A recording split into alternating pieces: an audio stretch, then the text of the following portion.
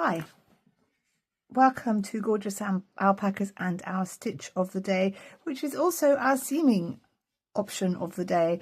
So you're going to be using Kitchener stitch classically to join two lines of rows together, so shoulder seam and often socks. These are socks, and if you're going to do from the heel to the toe type of sock, you'll need to do Kitchener stitch to get a perfect, entirely seamless join.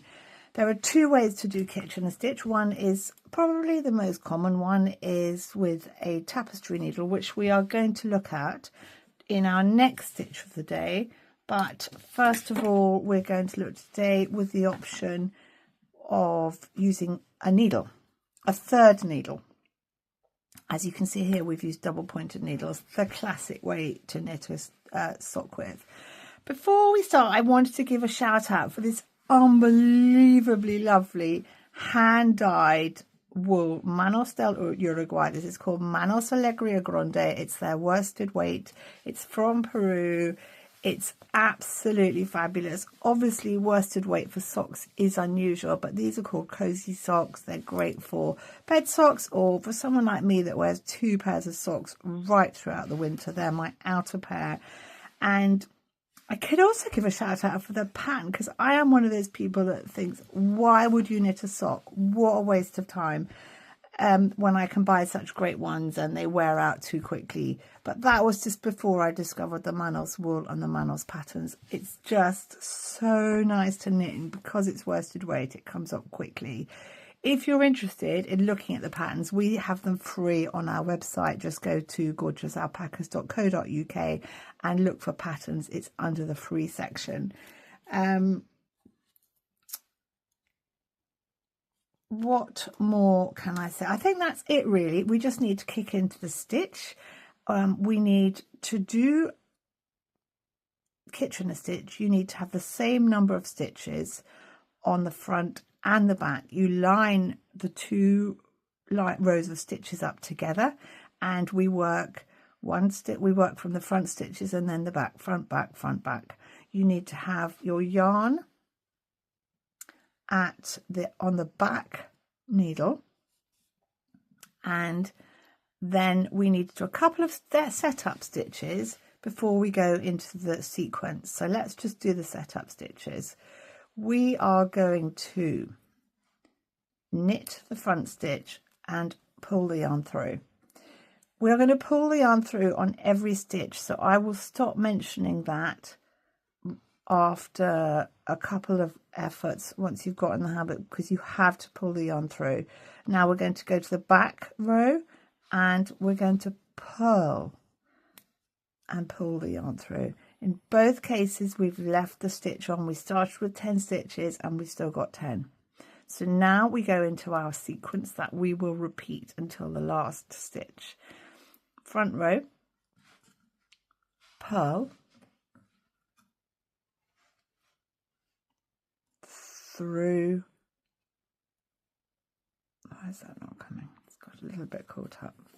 Purl through, take the stitch off,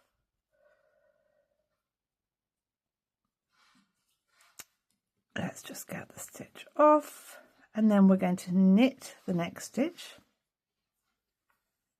and leave it on. To the back, knit,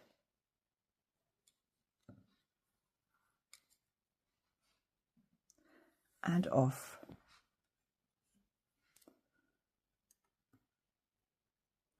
Purl,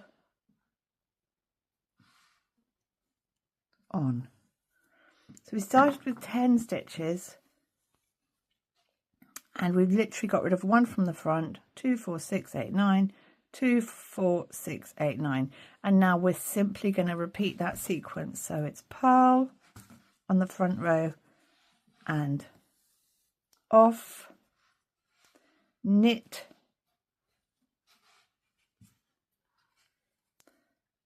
and on.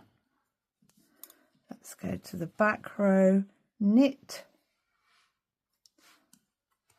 and off, purl, on.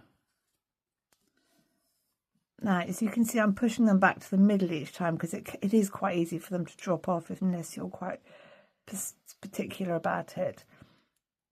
Purl, off, knit, on. Knit, back row, knit, off, purl, on.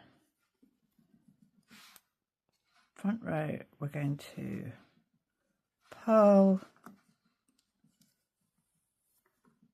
off, knit, on. 3, 6, 3, 6, 7. We're about to take that last stitch off to make it 6 and 6. Knit, back row, off,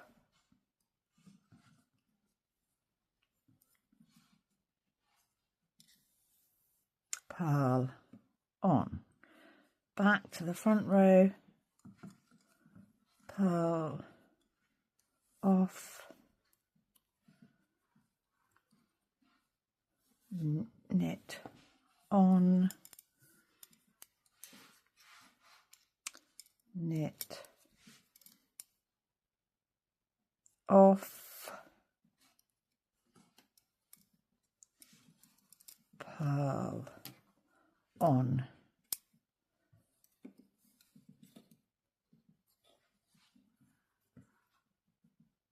Oops, purl. That's why it's quite good to have a small way of remembering it. Purl, off, knit, on, because that is all that stopped me from making a mistake there. Knit, off,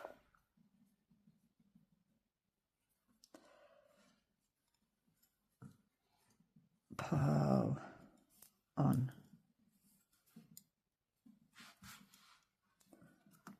Purl, off,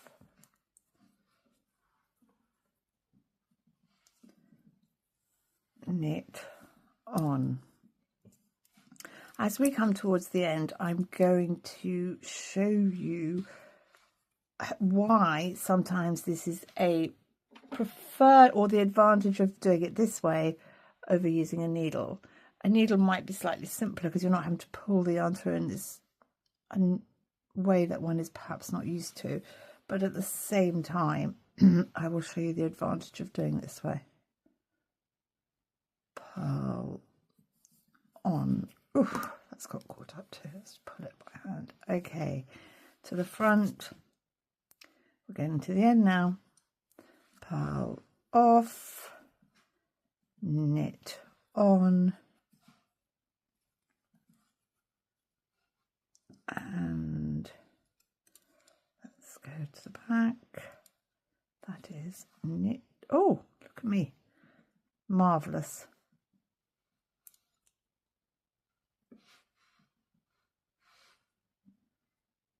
What did I do there? Let's put that knit one back on because I think we've got to.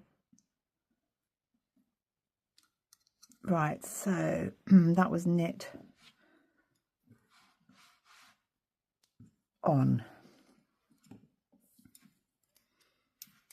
and that's probably because I start talking about something else. So let's just focus on this and I shall tell you about the advantages of this method afterwards.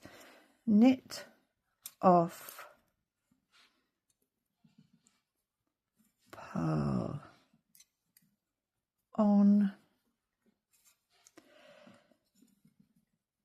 Now we're coming towards the end, and what do we do then?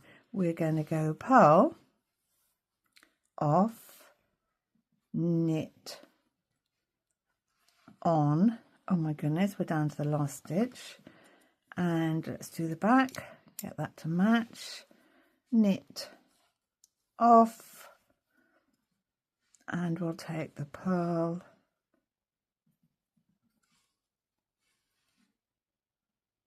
on. So we've only got the half stitch left to do, which is the knit off, and it was purl off. Right, so this is good. I love making a mistake. Well, I don't love making a mistake, but I think mistakes are human, so it's not about not making, it's not about seeking perfection. So we purl off. We don't change the pattern just because we're at the end.